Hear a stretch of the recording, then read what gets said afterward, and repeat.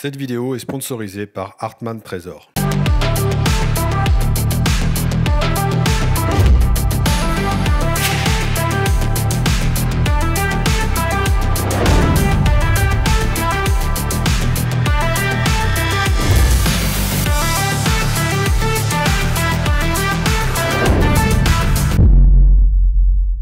Bonjour à tous, bienvenue à Gajoubert, je suis ravi de vous retrouver. Alors oui, ça fait un petit moment que j'avais pas posté de vidéo, tout simplement parce que j'étais pas mal occupé. Faut savoir qu'en ce moment, je fais construire une maison, c'est pour ça que j'ai ce décor provisoire. Faire construire en 2020, c'est vraiment une idée de génie. Ouais, mais j'avais pas prévu qu'en 2020, on aurait le Covid et le confinement, désolé. Alors avant de commencer cette vidéo, je voulais qu'on voit deux choses. La première, comme vous l'avez entendu au début, cette vidéo est sponsorisée par Hartmann Trésor. Enfin, sponsorisée, je m'explique. Il y a quelques temps, ils m'ont contacté pour que je fasse une vidéo sur un de leurs produits, un de leurs coffres. Et au début, je pensais que j'allais faire un torture test, que j'allais le détruire et voir s'il résistait bien. Et à la réflexion, en me renseignant, comme j'ai vu que c'était des produits de bonne qualité, je me suis dit que c'était plutôt dommage de les détruire. Et je les ai contactés pour leur dire que je préférais plutôt qu'on organise un concours et pour pouvoir vous le faire gagner. Donc le coffre, il est là. On va organiser un petit concours sur Facebook et Instagram. Le but, c'est de vous le faire gagner. Donc ça, on en reparle à la fin de la vidéo pour ceux que ça intéresse. Deuxième chose, j'ai ouvert une page sur Tipeee pour la chaîne Taprac Gajoubert. Donc si vous voulez soutenir la chaîne, n'hésitez pas à aller y faire un tour. J'ai prévu des contreparties sympas, notamment pour ceux qui voudraient venir tirer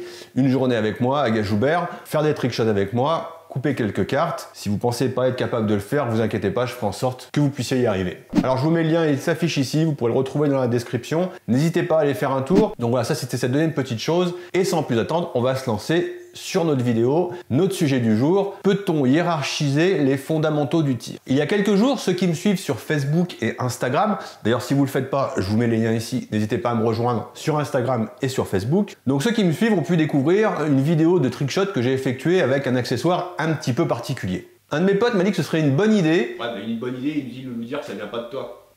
Si, j'ai des bonnes idées aussi, des fois. Que cette vidéo serve de support à une explication des fondamentaux et à une éventuelle hiérarchisation des fondamentaux du tir. Et la réflexion, c'est vrai que c'est une bonne idée. Plutôt que de vous faire simplement des trickshots comme ça, autant joindre l'utile à l'agréable et en tirer quelques enseignements. Avant d'aller plus loin, je sais que certains d'entre vous commencent juste le tir ou n'ont pas encore commencé. Donc tout le monde ne sait peut-être pas ce que sont les fondamentaux du tir. Avant d'aller plus loin, je vous propose de voir ce que c'est. Alors les fondamentaux, qu'est-ce que c'est? Eh bien disons que c'est l'ensemble des aspects techniques qu'il vous faudra comprendre et maîtriser pour délivrer un tir juste. Alors tir juste, tir précis, tir de merde. Si ces notions vous sont étrangères, je vous mets le lien d'une précédente vidéo que j'avais fait où j'explique ces trois notions. Alors quels sont ces fondamentaux? Donc je vais vous les citer, l'ordre n'a rien à voir, c'est vraiment pour vous les citer. Donc ces fondamentaux, ils vont être au nombre de 5. Le premier, on va dire que c'est la position, le deuxième, la visée, le troisième, la prise en main ou le maintien de l'arme, cette notion est importante, je vais vous expliquer après. Le quatrième,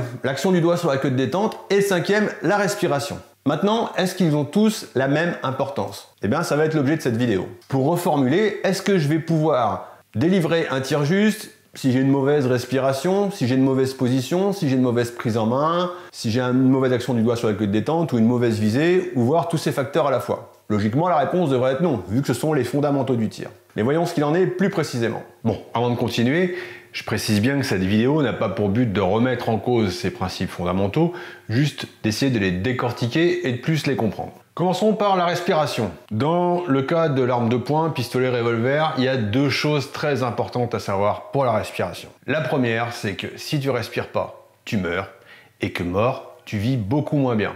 Dans le cas qui nous intéresse aujourd'hui, le pistolet ou le revolver, on va dire l'arme de poing. Donc pour la respiration, je vous invite à pas vous prendre la tête, à laisser faire, le cerveau est bien câblé pour faire ce qu'il faut. Donc si on doit établir un classement, on voit que la respiration n'est pas forcément au sommet. Prenons maintenant la position. Et bien on va se poser la même question. Est-ce qu'avec une position merdique, je vais pouvoir délivrer un tir juste? Alors plutôt que de faire un long discours, je te propose d'aller sur le pas de tir. En fait, je me suis muni d'une planche de proprioception qu'on trouve à Decathlon, vous savez, des espèces de planches rondes là pour travailler le gainage, l'équilibre. Et j'ai essayé de faire des trickshots sur cette planche. Vous admettrez que c'est pas le mieux en termes de position. Et ben voyons voir ce que ça donne.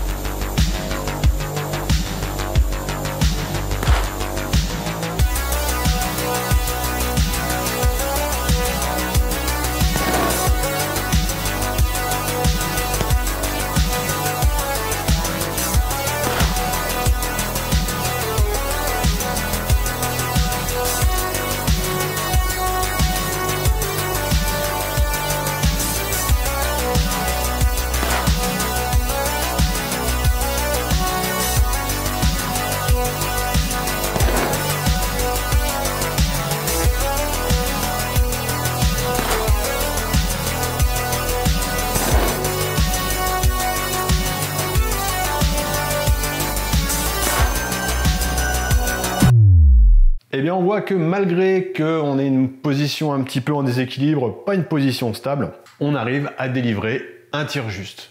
Bon, à ce stade de la vidéo, on voit que la respiration et la position ne se classent pas forcément en tête de notre classement. Maintenant, entre notre prise en main, notre action du doigt et notre visée, est-il possible d'établir un classement? Alors avant de continuer le classement, je vais juste apporter une petite précision sur la prise en main. Quand je parle de prise en main, je veux bien sûr parler de maintien de l'arme, c'est-à-dire de tenir son arme suffisamment fermement pour offrir une plateforme de tir stable. Il ne s'agit pas juste de prendre son arme dans la main et de la tenir mollement. Il faut la tirer fermement et sans crispation. Donc je vous propose d'illustrer ce propos en démontrant le maintien de l'arme. Tout simplement, on va essayer d'effectuer un tir en tenant notre arme de façon un petit peu exotique et de voir si on peut délivrer un tir juste.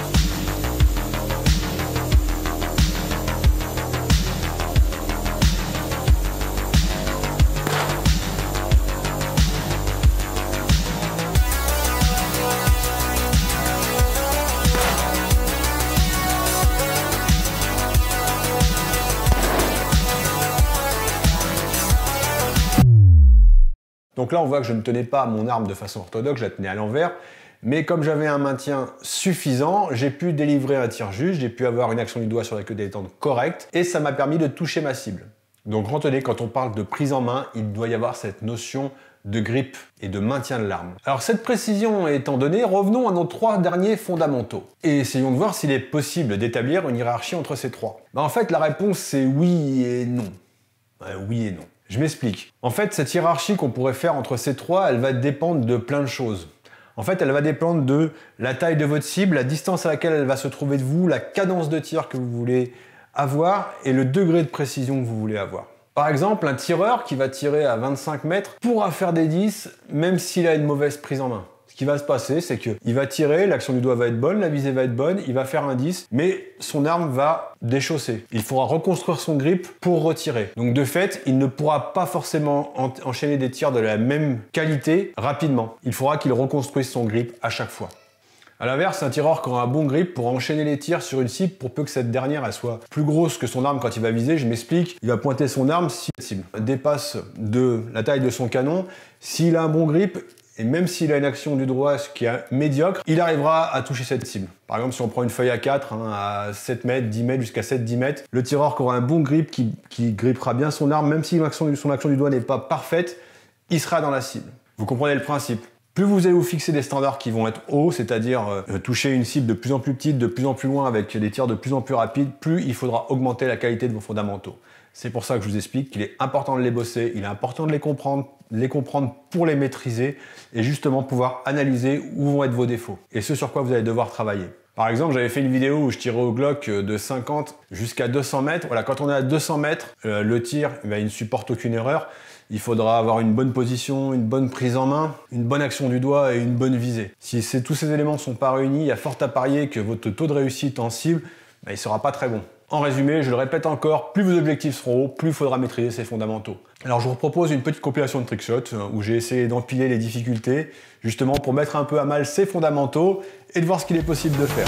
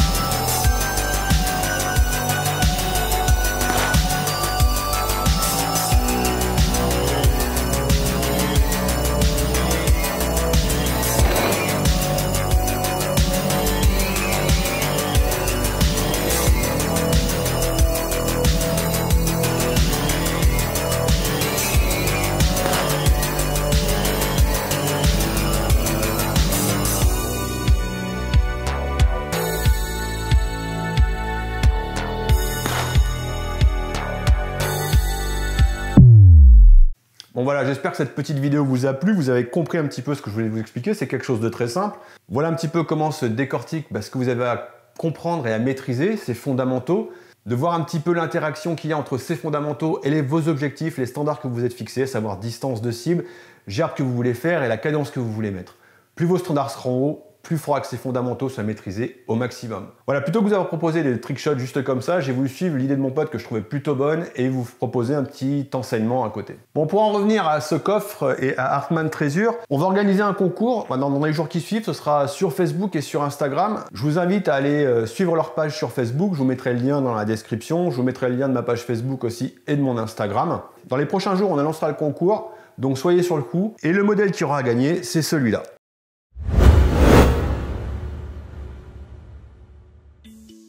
Le coffre HT15 possède une protection anti-effraction.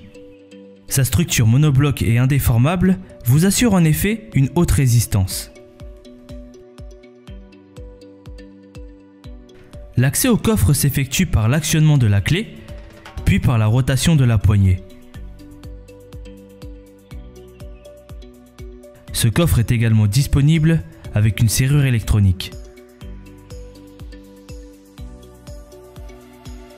La porte est inarrachable et sans gond apparent. Elle s'ouvre à 90 degrés. Le verrouillage est effectué par des pennes actifs. Pour un confort de rangement, le coffre dispose d'une étagère amovible. Celle-ci est réglable en hauteur sur certains modèles plus grands de la gamme.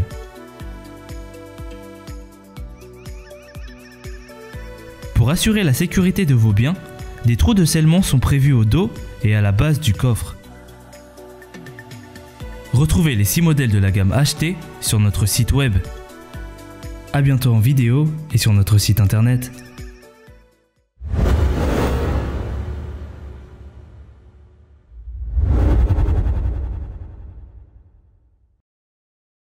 Le coffre est vraiment de super qualité, donc je me suis dit qu'il serait mieux chez l'un d'entre vous plutôt qu'à être détruit. Je remercie tous les tipeurs qui sont les premiers tipeurs de la chaîne. N'hésitez pas à aller faire un tour sur la page Tipeee. Si vous avez d'autres idées de contrepartie, n'hésitez pas à me les envoyer, à me le dire. Voilà, c'est tout pour moi. J'espère que cette vidéo vous a plu. Je vous dis à très vite pour une prochaine vidéo. En attendant, n'oubliez pas, restez sûr, habile et adroit.